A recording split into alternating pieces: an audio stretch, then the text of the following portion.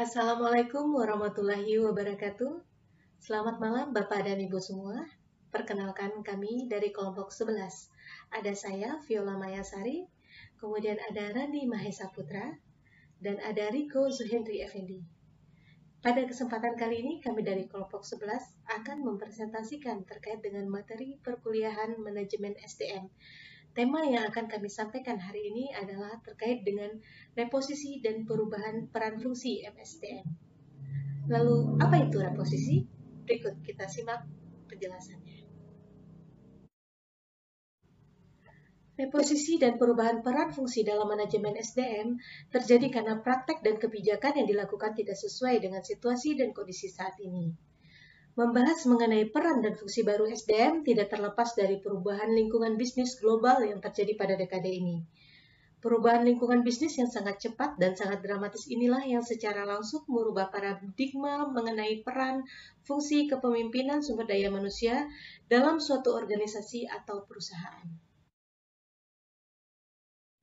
Menurut pendapat para ahli, bahwa terdapat 5 tantangan dalam bisnis global tersebut. Di antaranya adalah arus globalisasi, yang kedua adalah penciptaan keuntungan melalui pertumbuhan, yang ketiga adalah perkembangan teknologi, dan yang keempat adalah intelektual kapital, dan yang kelima adalah perubahan.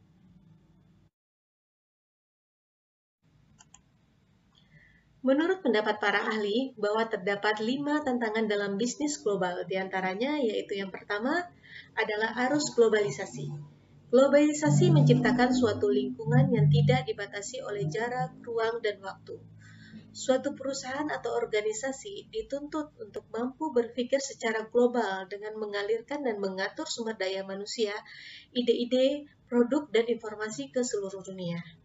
Selain itu juga dalam membuat suatu strategi, perusahaan dituntut untuk dapat memahami kondisi yang terjadi dalam lingkungan bisnis tersebut, seperti situasi politik, isu-isu perdagangan dunia, fluktuasi nilai tukar mata uang, dan budaya yang berbeda. Tantangan yang kedua, penciptaan keuntungan melalui pertumbuhan. Untuk mampu mencapai keuntungan atau revenue melalui pertumbuhan, diantaranya dapat melalui penciptaan produk, jasa, dan pasar, serta informasi yang baru secara kreatif dan inovatif. Selain itu juga dapat melalui merger, akuisisi, atau joint venture dengan kemampuan dan skill yang dapat mengintegrasikan adanya perbedaan proses dan budaya perusahaan atau organisasi. Tantangan yang ketiga adalah perkembangan teknologi. Perkembangan teknologi ini digunakan untuk mendapatkan dan memanfaatkan informasi. Selain itu, perusahaan juga dituntut untuk mampu merencanakan dan mengembangkan serta mengantisipasi perubahan dari teknologi ini. Kemudian tantangan yang keempat adalah intelektual kapital. Knowledge atau pengetahuan merupakan salah satu item yang digunakan untuk meningkatkan daya saing baik dalam menjual ide maupun membedakan antara perusahaan yang satu dengan perusahaan yang lain.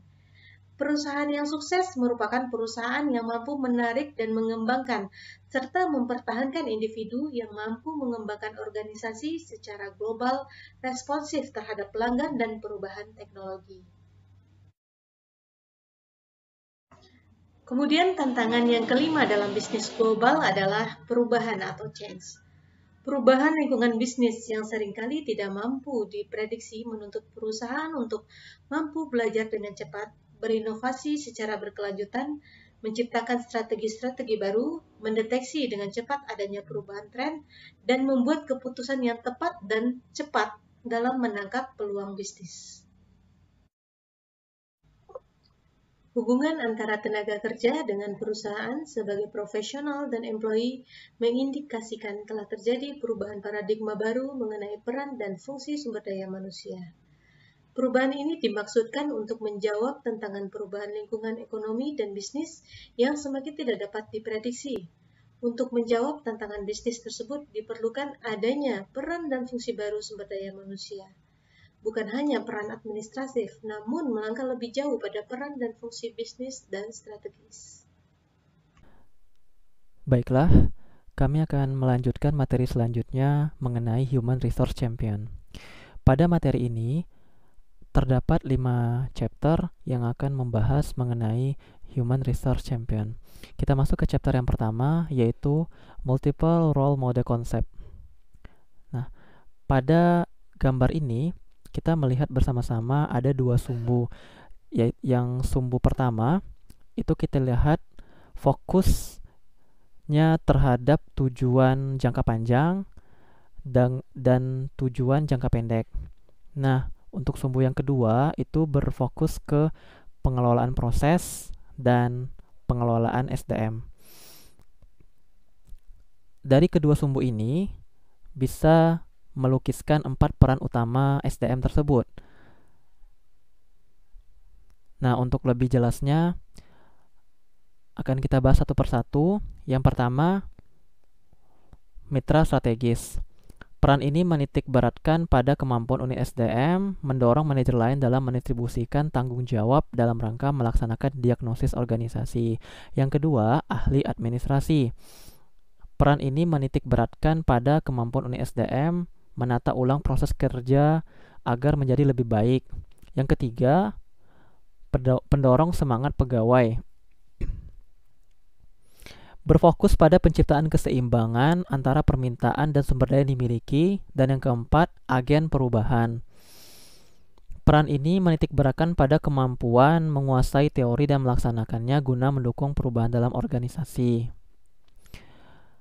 Selanjutnya, kita masuk ke chapter yang kedua, Becoming a Strategic Partner. Ada 3 hal yang harus diperhatikan terkait Becoming a Strategic Partner. Yang pertama, hasil utama dari peran sebagai mitra strategis adalah pelaksanaan strategi. Strategi SDM yang dijalankan akan membantu pelaksanaan strategi bisnis ke dalam tindakan nyata. Yang kedua, fungsi untuk mengoperasionalkan infrastruktur organisasi adalah mitra strategis. Nah, untuk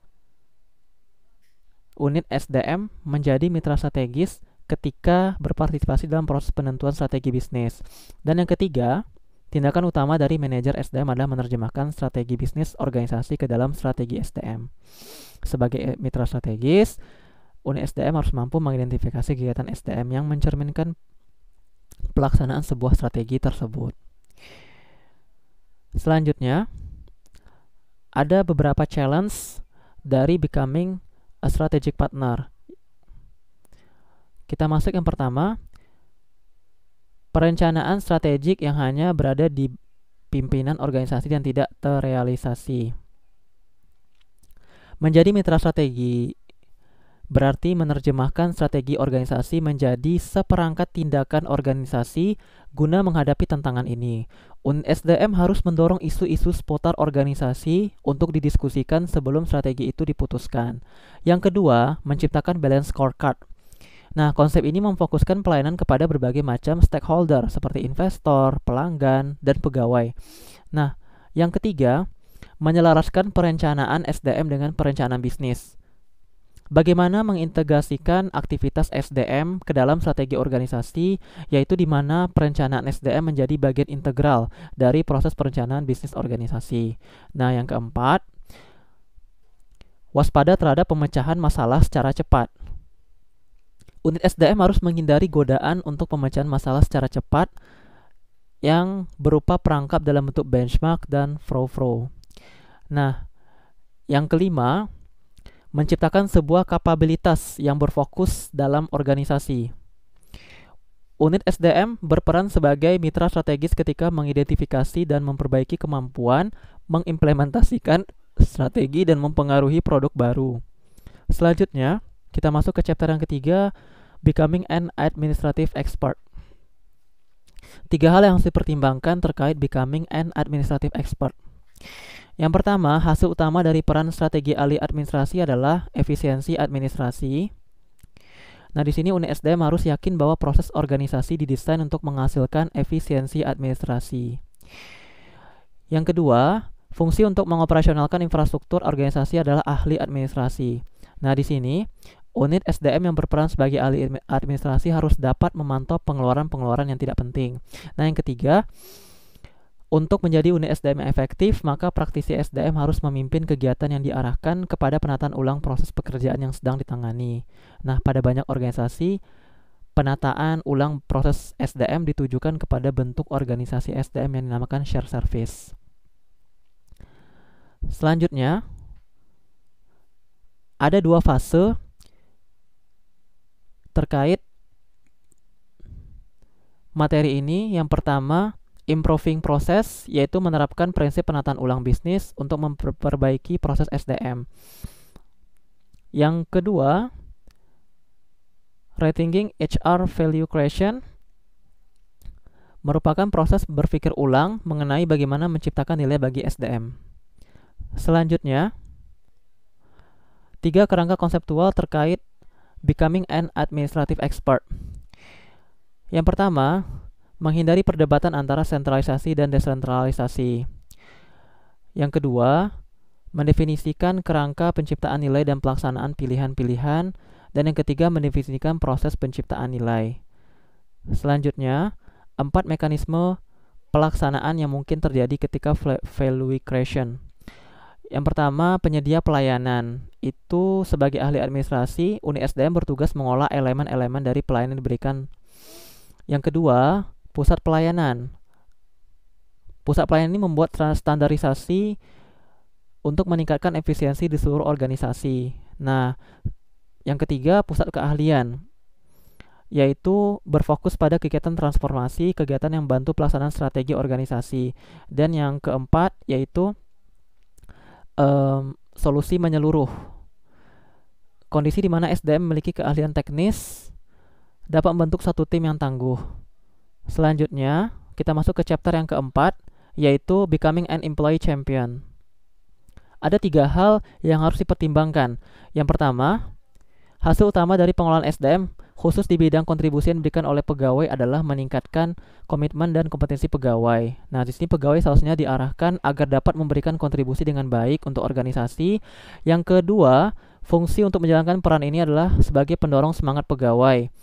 Selanjutnya, kegiatan utama dari kontribusi peran sebagai pendorong semangat pegawai adalah memberi perhatian dengan cara mendengar, menanggapi pendapat pegawai lain, dan mencari cara untuk menyediakan sumber daya bagi pegawai guna memenuhi tuntutan perubahan. Selanjutnya, kita masuk ke chapter yang kelima, becoming a change agent. Di sini ada 3 hal yang harus dipertimbangkan terkait becoming a change agent. Yang pertama, hasil utama dari manajemen transformasi dan perubahan adalah kemampuan untuk berubah. Yang kedua, fungsi untuk menjalankan peran ini adalah sebagai agen perubahan. Dan yang ketiga, langkah nyata dari agen perubahan termasuk mengidentifikasi dan membuat kerangka permasalahan, membangun hubungan atas dasar kepercayaan, memecahkan masalah, dan membuat serta memenuhi rencana kerja.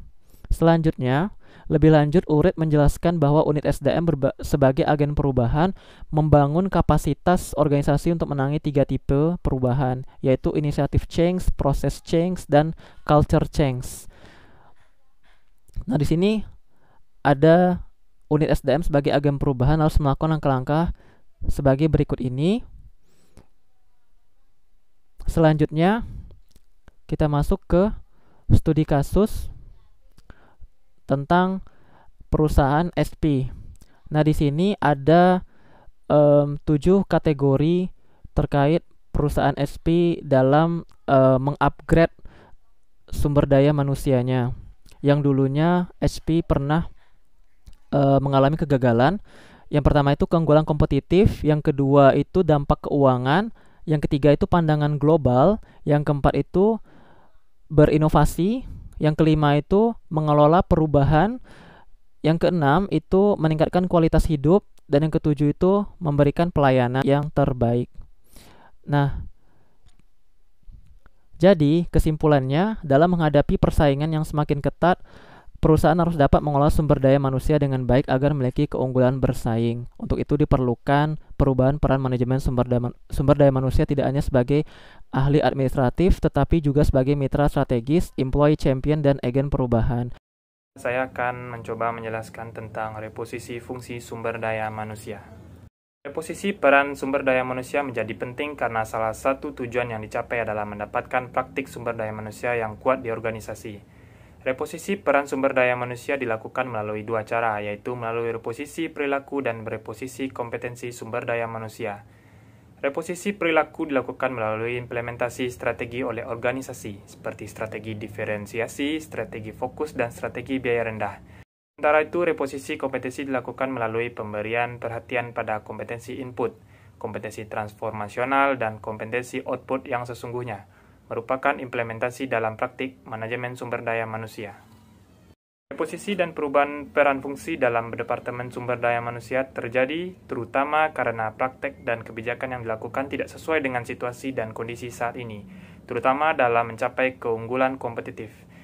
Terdapat 4 perubahan penting dalam fungsi sumber daya manusia, yaitu perubahan strategi sumber daya manusia, perubahan tanggung jawab staf sumber daya manusia dalam melaksanakan praktek manajemen yang lebih fleksibel, terutama yang mempengaruhi reposisi fungsi Departemen Sumber Daya Manusia, yaitu yang pertama, perubahan lingkungan yang dramatik. Perubahan-perubahan ini mencakup tingkat perubahan bisnis yang cepat, ketidakpastian yang tinggi, biaya yang meningkatkan tekanan kompetitif pada margins. Perubahan teknologi yang cepat meningkatkan permintaan keterampilan baru melalui pendidikan dan training ulang. Manusia memiliki sifat kritis. Orang tidak hanya terlibat dalam filosofi perusahaan tetapi juga dalam proses perencanaan strategi, sehingga line manager lebih memandang pada arti penting isu-isu sumber daya manusia. Tiga adalah manusia bersifat tidak pasti. Terdapat ketidakpastian di sekitar hal-hal yang berkaitan dengan sumber daya manusia. Perusahaan-perusahaan tidak pasti dalam hal-hal berikut. Ketersediaan orang yang mencukupi, bagaimana menarik, mempertahankan, dan memotivasi suatu tenaga kerja yang bermacam-macam, mendapatkan individu-individu yang terampil. Hubungan antara tenaga kerja dengan perusahaan sebagai profesional dan employee mengindikasikan telah terjadi perubahan paradigma baru mengenai peran dan fungsi sumber daya manusia. Perubahan ini dimaksudkan untuk menjawab tantangan perubahan dan ekonomi bisnis yang semua itu tidak dapat diprediksi. Untuk menjawab tantangan bisnis tersebut, adanya peran dan fungsi baru sumber daya manusia, bukan hanya peran administratif, namun melangkah lebih jauh pada peran dan fungsi bisnis strategis. 4 jenis peran dan fungsi baru dari manajemen sumber daya manusia, yaitu yang pertama sebagai partner bisnis. Setiap perusahaan wajib memiliki strategi bisnis yang telah dirumuskan dan digariskan. Umumnya strategi bisnis ini dibuat dan dirumuskan oleh eksekutif tim, di mana HRD sebagai salah satu anggotanya. Kemudian peran dan fungsi yang kedua yaitu sebagai administrative expert. Peran dan fungsi ini bertujuan untuk meningkatkan efisiensi dan efektivitas, baik fungsi HRD itu sendiri maupun proses organisasi itu secara keseluruhan. Kemudian peran dan fungsi yang ketiga yaitu employee champion. HRD bertanggung jawab dalam melakukan identifikasi kompetisi yang dibutuhkan untuk mengeksekusi strategi di masa yang akan datang. Jadi bukan hanya memenuhi kebutuhan saat ini saja. Kemudian peran dan fungsi yang keempat yaitu change agent atau agen perubahan. HRD bertanggung jawab dalam membangun kapasitas perusahaan guna menjawab tantangan perubahan. HRD juga dituntut untuk memiliki inisiatif dalam perubahan yang terutama fokus pada penciptaan kinerja tim, mengurangi waktu siklus dalam berinovasi, dan mengimplementasi teknologi baru yang didefinisikan dan dikembangkan dalam waktu yang relatif cepat. Keberhasilan dari manajemen sumber daya manusia tidak dapat dilihat dari apa yang dilakukan, tetapi dilihat pada apa yang telah dihasilkan. Jadi, dengan adanya perubahan peran dan fungsi baru manajemen sumber daya manusia ini, diharapkan dapat menjawab tantangan perubahan lingkungan ekonomi dan bisnis global, sehingga dapat meningkatkan kinerja organisasi. Terima kasih kepada Bapak Ibu yang telah mendengarkan materi kami. Sekian, kurang dan lebihnya kami mohon maaf. Kami akhiri. Assalamualaikum warahmatullahi wabarakatuh.